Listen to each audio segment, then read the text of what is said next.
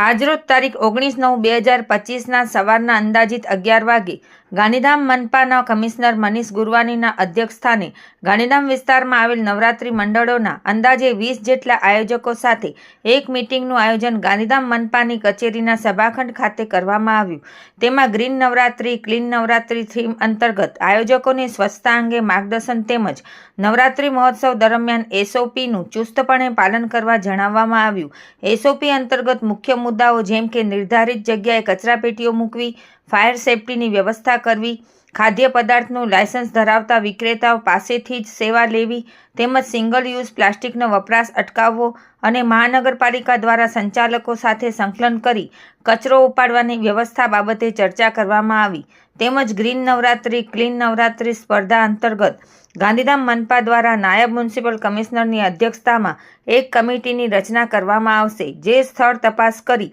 SOPના વિવિધ મુદ્દાઓ જેમ કે સ્વચ્છતા, નો પ્લાસ્ટિક યુઝ જેવા વગેરે આધાર પર નવરાત્રી મંડળોનું મૂલ્યાંકન કરશે, જેમાં વધારે માર્ક્સ મેળવેલ મંડળને મહાનગરપાલિકા દ્વારા સન્માનિત કરવામાં આવશે. આ સ્પર્ધાત્મક નવરાત્રીના આયોજનમાં ભાગ લેવા માટે આયોજકોને મહાનગરપાલિકા દ્વારા તૈયાર કરેલ એક ફોર્મ ભરવાનું રહેશે,